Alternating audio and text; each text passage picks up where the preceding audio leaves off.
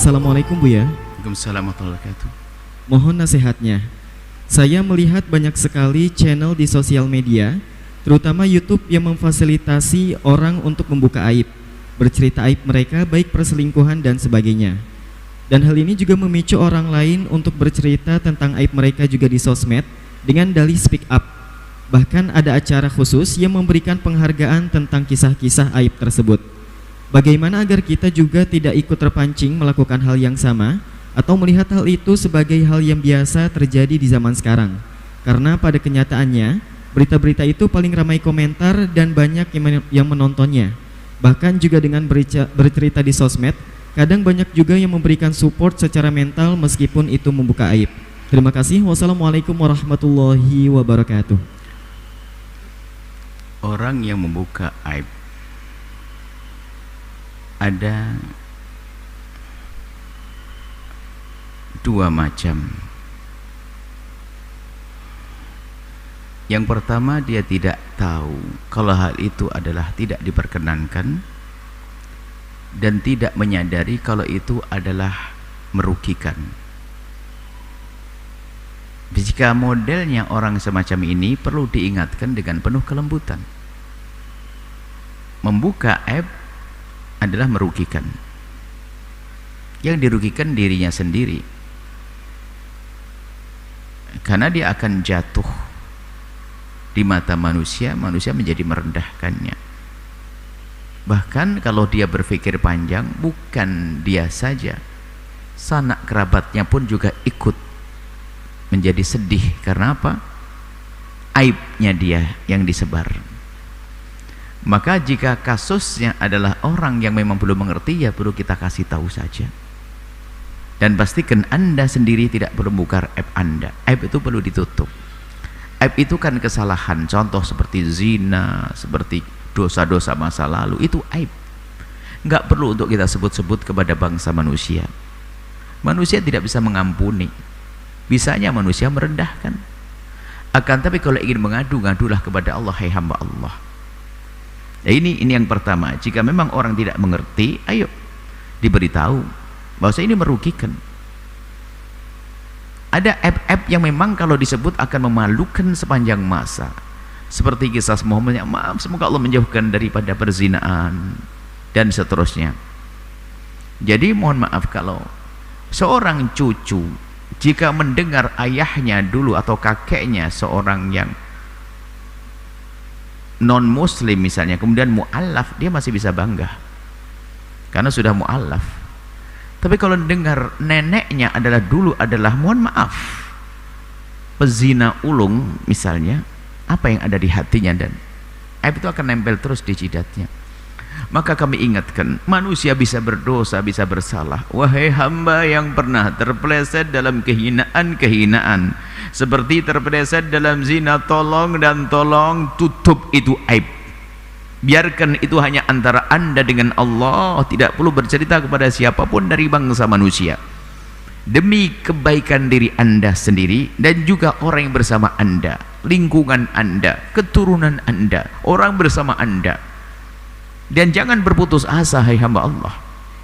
Ini yang pertama. Yang kedua adalah orang tidak pernah peduli dengan siapapun yang ada di kiri kanannya, baik terhadap dirinya atau keluarganya, karena mungkin dia sudah tertibu dengan, mohon maaf, dia lebih senang dengan tersanjung, bukan tersanjung, gebiar. Sekarang kan zamannya ingin viral segala macam, atau mungkin mohon maaf urusan materi dan sebagainya. Dia ingin, bahkan mungkin dia berbohong, tidak melakukan sebuah aib. Dari ini yang aib saja hendaknya ditutup, bagaimana dia menisbatkan dirinya kepada satu aib? Mungkin urusan-urusan saat ini mungkin yang ditanyakan di media, orang senang bongkar aib dan sebagainya. Tentu yang dicari di balik ini apa kira-kira? Apa yang dicari? Tentu ada yang dicari di balik ini semuanya. Apakah mohon maaf tentang hal-hal lain? Apakah urusan materi dan sebagainya? Nah ini kalau ada orang yang semacam ini perlu betul-betul kita tolong dia, bukan untuk kita caci, kasihan dia. Dan Anda jangan ikut-ikutan. Orang itu kalau punya kesalahan, itu sebaik-baik orang bersalah menyesal kemudian mohon ampun, membongkar aibnya. Apa ini? Dan mungkin mohon maaf, yang banyak adalah karena ketidakmengertian tadi. Sehingga ada orang mungkin, bahkan saya mendengar ada orang minta donasi, wallah alam saya dengar, minta bantuan karena dia adalah dihamili seseorang karena tidak bertanggung jawab misalnya. Mestinya kan berarti kan satu jagat tahu, dan anaknya nanti akan bakal sedih bahwasanya ibuku adalah begitu. Masya Allah. Kita perlu belajar berkasih sayang pada diri, kasih sayang pada orang di kiri kanan kita. Orang kepleset dalam dosa, iya, tapi bertobat, nutup aib, tolong tutup aib. Dan Anda jangan ikut-ikutan. Jadi pertama, Anda jangan mudah membongkar aib Anda.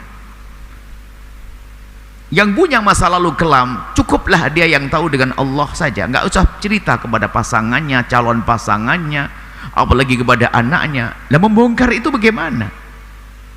Coba Anda berpikir, itu kalau anaknya sudah gede, mohon maaf, bisa jadi di saat anak itu pengen menikah dengan seseorang, tak taunya calon mertuanya tahu tentang ibunya, mungkin mempertanyakan, ibumu yang itu ya? Banyak kisah ini. Maka kami ingatkan, wahai saudari-saudariku yang tercinta, saudaraku, kalau Anda sering bongkar aib, mulai hari ini tutup. Besok Anda ganti nama, Anda pergi ke pulau yang jauh sana, sudahlah. Anda hidup membuka lembaran baru di tengah-tengah masyarakat yang tidak tahu kalau aib Anda, kalau Anda punya aib dan celah. Kenapa? Biar Anda cepat mudah untuk kembali kepada Allah, tidak dalam keputusasaan. Nah, bahayanya aib itu kalau sudah disebar, diobral, menjadi orang itu tidak rindu untuk tobat, bahkan mungkin menjadi putus asa. Baik, ini adalah masalah orang yang punya aib. Kemudian bagi Anda, pastikan Anda adalah tidak membongkar aibnya seseorang. Hati-hati. Jika ada orang dia tidak malu dibongkar aibnya, Anda pun juga tidak perlu membongkar aibnya. Bahkan di samping Anda berjanji menjadi pejuang menutup aib, berjanjilah Anda, kalau Anda menjadi pejuang menutup aibnya orang, maka Allah akan nutup aib Anda. Dan kalau Anda biasa membongkar aibnya orang, lihat, man tatabba aurata akhi tatabba Allah auratah. Kalau Anda membongkar aibnya orang, Allah akan bongkar aibmu. Wa yafdahu walau fi wasti baitihi, dan Allah akan rendahkan dia biarpun di tengah rumah tangganya. Nggak ada perlunya lisan untuk menyebut kejelekan seorang. Bayangkan. Makanya, hei saudara-saudaraku yang biasa menyebut kejelekan pribadinya, tolong takutlah kepada Allah. Tanda dosa tidak diampuni orang yang tidak pernah menyesal tentang dosa, dan tanda menyesal tentang dosa itu dia malu menyebutnya. Kalau ingin mengadu-ngadu kepada Allah. Adapun Anda yang tidak punya masalah tentang aib, maka Anda harus menjadi pejuang penutup aib. Kemudian di samping pejuang penutup aib, naik pangkat lagi, mengajarkan orang agar mau menutup aib seperti yang kita lakukan saat ini. Saya pengen punya pangkat tinggi. Anda semuanya yang sudah terlanjur di media sosial bongkar aib, Anda bisa merubah. Anda dari Jawa Timur pergi Jawa Barat, ganti nama semuanya, Anda berperan sebagai manusia yang soleh dan ingin berubah, bukan untuk membohongi orang, ini berubah. Dan ingat, kalau Anda membongkar aibnya orang atau mengajari membongkar orang bongkar aib, maka Allah akan rendahkan Anda, akan bongkar aib Anda. Kita urusan dengan Allah yang Maha Kasih dan sekaligus Maha Pedih dalam siksanya. Makanya Allah Maha Kasih, tobat kalau salah, jangan diobral. Kalau tidak tobat, Maha Pedih Allah dengan siksanya. Begitu ya. Tolong yang biasa mengobrol aib, tutup. Allah Maha Kasih, sekarang tobat. Jangan hanya untuk mendapatkan apanya, kan ada YouTube dan sebagainya, lalu bongkar-bongkar aib, menceritakan aibnya dan sebagainya. Masya Allah, naudzubillah. Ya, semoga Allah mengampuni Anda semuanya, mengampuni kita semuanya. Kita punya banyak salah, dan semoga Allah memilih kita menjadi pejuang-pejuang untuk menghapus, menutup aib semuanya. Nuhibbukum fillah, kami cintai semua karena Allah Subhanahu wa taala. Wallahu a'lam bissawab. Sahabat Al-Bahjah TV, setelah menyaksikan video ini, jangan lupa bersolawat kepada baginda Nabi Muhammad. Shollu ala Nabi Muhammad. Allahumma sholli alaihi wa ala alihi wa sahbihi.